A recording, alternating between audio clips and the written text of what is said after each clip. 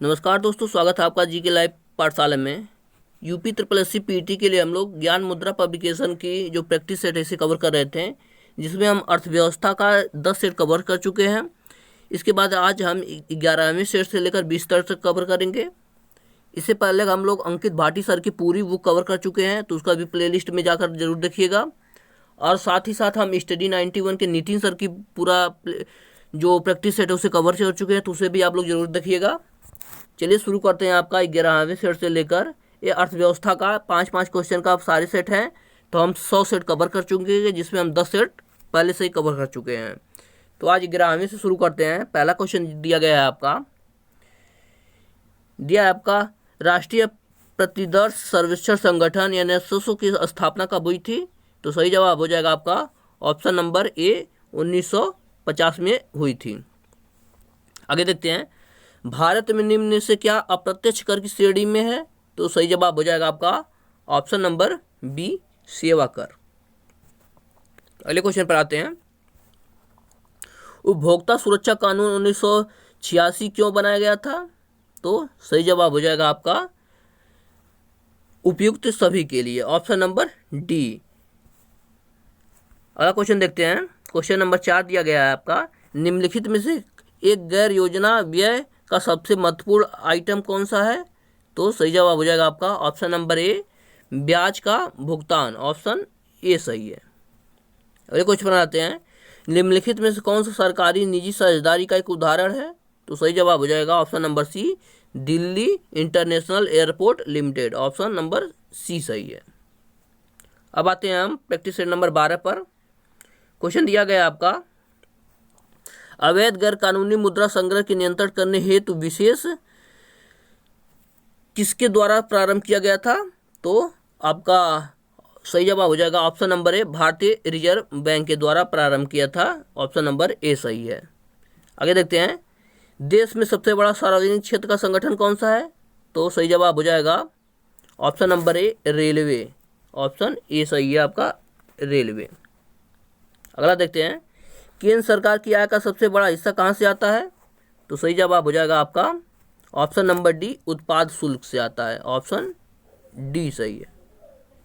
अगले क्वेश्चन पर आते हैं, निम्नलिखित में से कौन सा किसानों के लिए कल्याणकारी योजना नहीं है? तो ऑप्शन नंबर डी सही है, हो जाएगा कर्मचारी रेफरल योजना, ये किसानों के लिए नहीं है, ऑप्शन नंबर डी सही है। अगला क्वेश्चन देखते हैं, राष्ट्रीय आय को प्रायः क्या कहा जाता है? तो राष्ट्रीय आय को आप हमें NNP कहा जाता है, ऑप्शन नंबर डी सही है, NNPFC। आगे देखते हैं, अगला सेट है आपका सेट नंबर 13। पहला नंबर क्वेश्चन दिया गया है आपका, हरित क्रांति के लिए नई कृषि व्यूह रचना की परिणाम थी जो 20वीं सदी में प्रारंभ की गई थी, तो कौन सी थी? ऑप्शन नंबर बी सही हो जाएगा आपके 7वें दशक के दौरान, ऑप्शन नंबर बी सही है। अगले क्वेश्चन पर आते हैं, संतुलित उर्वरक का प्रयोग किए जाते हैं, तो सही जवाब आ जाएगा अपन ऑप्शन नंबर डी सही है, इन सभी के लिए, उत्पाद को बढ़ाने के लिए भी किया जाता है, खाद की गुणवत्ता उत्पन्न करने के लिए जाता है, भूमि की उत्पादकता बनाए रखने हेतु किया जाता है। तीसरा क्वेश्चन देखते हैं, योजना आयोग का अध्यक्ष कौन होता है?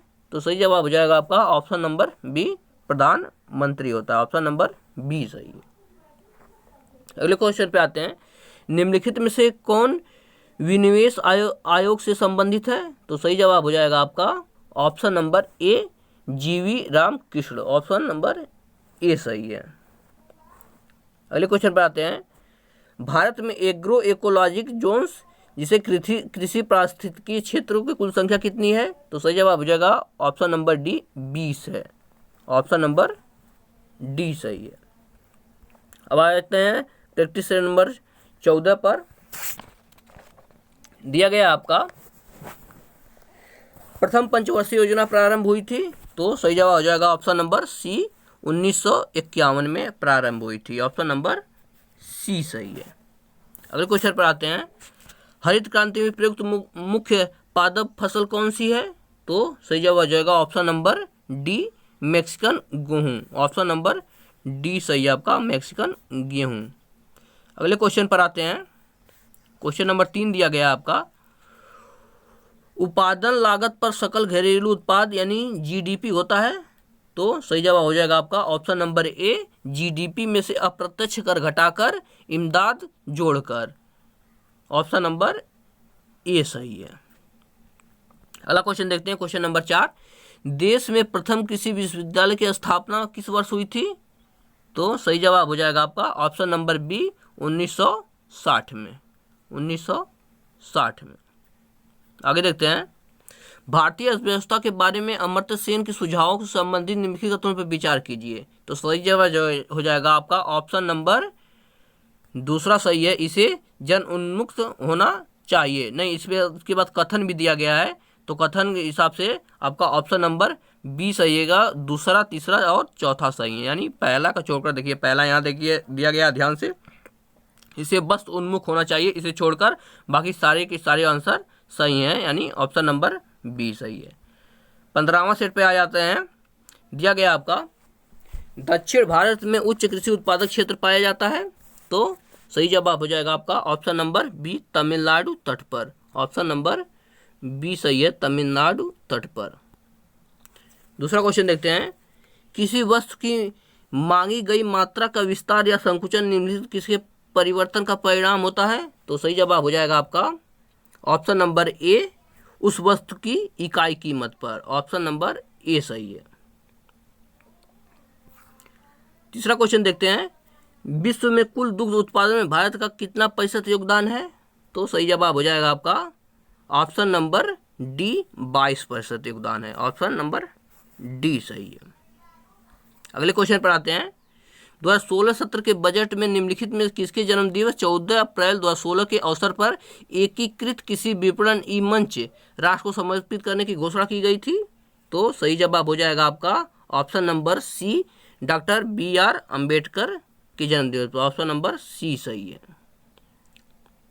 अगला क्वेश्चन देखते हैं, नई सुधारी गई ऊसर में हरी खाद के लिए उपयुक्त फसल कौन सी है? तो सही जवाब हो जाएगा ऑप्शन नंबर ए, लोबिया। ऑप्शन नंबर ए सही है आपका, लोबिया। अब अगले प्रैक्टिस से पे आ जाते हैं, प्रैक्टिस नंबर 16। दिया गया क्वेश्चन, वर्ष 2017 में भारतीय स्टेट बैंक के साथ कितने सहयोगी बैंक का विलय हुआ था? तो सही जवाब हो जाएगा ऑप्शन नंबर सी, 5 बैंकों का विलय हुआ था। ऑप्शन नंबर सी सही है। अगला क्वेश्चन देखते हैं, राष्ट्रीय दुग्ध दिवस किस तारीख को मनाया जाता है? तो सही जवाब हो जाएगा आपका 26 नवंबर को। ऑप्शन नंबर ए सही है आपका, 26 नवंबर। आगे देखते हैं तीसरा क्वेश्चन, भारत में रासायनिक उर्वरकों 2 बड़े उपभोक्ता हैं। तो सही जवाब हो जाएगा आपका option number D, Uttar Pradesh एवं आंध्र प्रदेश। उत्तर प्रदेश एवं आंध्र प्रदेश सही है, ऑप्शन नंबर डी। अगला देखते हैं, इंद्रधनुषीय क्रांति का संबंध किससे है? तो सही जवाब हो जाएगा आपका ऑप्शन नंबर डी, हरित क्रांति, श्वेत क्रांति, नीली क्रांति, तीनों से। ये पहला, दूसरा, तीनों से, यानी उपयुक्त सभी से। ऑप्शन नंबर डी सही हो जाएगा। आगे देखते हैं 5वां नंबर क्वेश्चन, निम्नलिखित में से किस देश को भारत सबसे कम निर्यात करता है? तो सही जवाब हो जाएगा आपका ऑप्शन नंबर बी, आयरलैंड से। ऑप्शन नंबर बी सही है, आयरलैंड से भारत का व्यापार बहुत ही कम होता है। 17 नंबर सेट देखते हैं अब, भारत में सबसे अधिक दाल का उत्पादन किस राज्य में होता है? तो सही जवाब हो जाएगा आपका ऑप्शन नंबर सी, मध्य प्रदेश। मध्य प्रदेश में सबसे अधिक दाल होता है। अगला क्वेश्चन आते हैं, क्वेश्चन दिया गया आपका, जब आप व्यावसायिक रूप से किसी से मिलते हैं तो निम्न में से कौन सी चीज़ आपके परिचय में शामिल होनी चाहिए? तो सही जवाब हो जाएगा आपका ऑप्शन नंबर बी, आपकी पसंद और नापसंद। ऑप्शन नंबर बी सही है, बी सही है। तीसरे क्वेश्चन पर आ जाते हैं, विदेशी संस्थागत निवेशकों द्वारा भारतीय कंपनियों के शेयरों और बांडों की खरीद कहलाती है। तो सही जवाब जो आपका ऑप्शन नंबर बी, पोर्टफोलियो निवेश। ऑप्शन नंबर बी सही है, पोर्टफोलियो निवेश। आगे देखते हैं, विश्व के दूध उत्पादक देशों में भारत का कौन सा स्थान है? तो सही जवाब हो जाएगा ऑप्शन नंबर ए, प्रथम स्थान है भारत का दूध उत्पादन में। ऑप्शन नंबर ए सही है। आगे आते हैं, निम्नलिखित हरी खाद वाली फसलों में से किसमें नाइट्रोजन की मात्रा सर्वाधिक पाई जाती है? तो ऑप्शन नंबर सी सही है, लोबिया, जिसे बोड़ा भी बोलते हैं, लोबिया।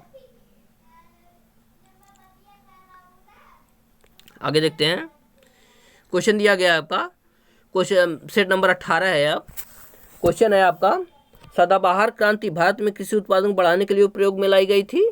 तो सही जवाब है आपका option number B, M S. Swaminathan के द्वारा। ऑप्शन नंबर बी सही है, एम.एस. स्वामीनाथन के द्वारा। आगे आते हैं, क्वेश्चन दिया गया अंतर्राष्ट्रीय गमन माइग्रेशन क्या कहलाता है। तो सही जवाब है आपका ऑप्शन नंबर सी, देशों के बीच लोगों का संचलन, यानी एक देश से दूसरे देश में माइग्रेन करना। ऑप्शन नंबर सी सही है। तीसरे क्वेश्चन पर आते हैं आपका, पुनर्भरण योग्य भौम जल संसाधन में सबसे संपन्न राज्य कौन सा है। तो ऑप्शन नंबर सी सही है आपका, Uttar Pradesh. Option number C सही है। आगे देखते हैं, भारत में मौद्रिक नीति कौन बनाता है। तो सही जवाब हो जाएगा option number C, Reserve Bank of India, भारतीय Reserve Bank. Option number C सही है। अगला क्वेश्चन देखते हैं, गाय की जो नस्ल अधिक दूध देती है वो क्या कहलाती है। तो ऑप्शन नंबर सी सही हो जाएगा आपका, साहिवाल कहलाती है। साहिवाल नस्ल की गाय सबसे अधिक दूध देती है। ऑप्शन नंबर सी सही है। अब आपका 19वां सेट है आपका, क्वेश्चन दिया गया आपका, बचत बैंक खाते में जमा किए गए धन पर ब्याज की दर गणना वर्तमान में किस आधार पर की जाती है। तो सही जवाब हो जाएगा ऑप्शन नंबर ए, दैनिक आधार पर, यानी डेली की जाती है। ऑप्शन नंबर ए सही है। आगे देखते हैं, दूसरा क्वेश्चन है आपका, निम्नलिखित राज्यों में से कौन भारत में ठेकेदारी कृषि लागू करने में अग्रणी है। तो सही जवाब हो जाएगा आपका option number B, Punjab. Option B सही है आपका, पंजाब। अगले क्वेश्चन पर आते हैं, कीमत विश्लेषण में समय तत्व किसने शुरू किया था। तो सही जवाब हो जाएगा option number A, Alfred Marshall. Option number A सही है आपका, अल्फ्रेड मार्शल। चौथे क्वेश्चन पर आते हैं, विश्व में दूध की रानी उपमा किस बकरी की नस्ल को प्रदान की गई है। तो सही जवाब है आपका ऑप्शन नंबर ए, सानेन। ऑप्शन ए सही है आपका, सानेन। आगे देखते हैं, पांचवा क्वेश्चन, आवश्यकता विहीन सिद्धांत के प्रतिपादक अर्थशास्त्री हैं। तो सही जवाब हो जाएगा option number D, professor JK. Mehta. Option number D सही है, प्रोफेसर जे.के. मेहता। और आपका 20वां सेट है आपका, क्वेश्चन पहला दिया गया है इसमें, भारत सरकार द्वारा भारतीय विशिष्ट पहचान प्राधिकरण के जरिए आरंभ की गई विशिष्ट पहचान संख्या आधार योजना किसके लिए है। तो ऑप्शन नंबर ए सही है, भारत के प्रत्येक नागरिक के लिए, यानी सबके लिए है। दूसरा सही है। दूसरा क्वेश्चन है आपका, ICAR दिल्ली द्वारा राइट टू इंफॉर्मेशन एक्ट कब लागू किया गया था। तो सही जवाब हो जाएगा आपका ऑप्शन नंबर ए, 2005 में। ऑप्शन नंबर ए सही है। तीसरे क्वेश्चन पे आते हैं, सूची फर्स्ट को सूची सेकंड से मिलाना है। तो आपका तीसरा दिया गया आपका, खाद्य उत्पादन देखिए खाद्य उत्पादन आपका किससे संबंधित है। उर्वरक क्रांति, नीचे शुरू करते हैं, भूरी क्रांति से, मत्स्य पालन आपका नीली क्रांति से, दूध उत्पादन आपका श्वेत क्रांति से, और खाद्य उत्पादन आपका, माफ कीजिएगा ये भूरी क्रांति वाला जो है उर्वरक उत्पादन नहीं है, खाद्य उत्पादन आपका भूरी क्रांति से, और उर्वरक आपका हरी क्रांति से। तो ऑप्शन कौन सा सही हो जाएगा तीसरे का। ऑप्शन नंबर सही हो जाएगा आपका ए सही हो जाएगा, पहले का पहला से, और फिर बी का तीसरा से, सी का दूसरा से, और 4 का पहले से। ऑप्शन नंबर ए सही है। आगे देखते हैं, भारत में मौद्रिक नीति किसके द्वारा बनाई और लागू की गई थी। तो सही जवाब हो जाएगा आपका ऑप्शन नंबर सी, भारतीय रिजर्व बैंक के द्वारा। ऑप्शन नंबर सी सही है, भारतीय रिजर्व बैंक के द्वारा। अगले क्वेश्चन पर आते हैं, मान लीजिए कि माल ए और बी पूरक हैं, तो ए की कीमत में वृद्धि होने पर क्या प्रभाव पड़ेगा। तो ऑप्शन नंबर ए सही है, बी की मांग में गिरावट आ जाएगी। ऑप्शन नंबर ए सही है, बी की मांग में गिरावट आ जाएगी। तो ये थे आपके 10 से लेकर 20 तक सेट। तो वीडियो को एक बार लाइक कीजिएगा, चैनल को सब्सक्राइब कीजिएगा, और जो भी आपका फीडबैक हो हमें ज़रूर दीजिएगा आगे के क्वेश्चन में। पेपर में आपको आगे के क्वेश्चन सेट दिखाए जाएंगे। 100 सेट इसमें है, फिर 100 सेट विज्ञान के हैं, 100 सेट इतिहास के हैं, 100 सेट भूगोल के हैं। तो सारे कवर 2 से 3 दिनों में, 4 दिनों में सबको एक साथ कवर कर लीजिएगा। वीडियो को जरूर लाइक कीजिएगा, जो भी फीडबैक हो हमें जरूर बताइएगा।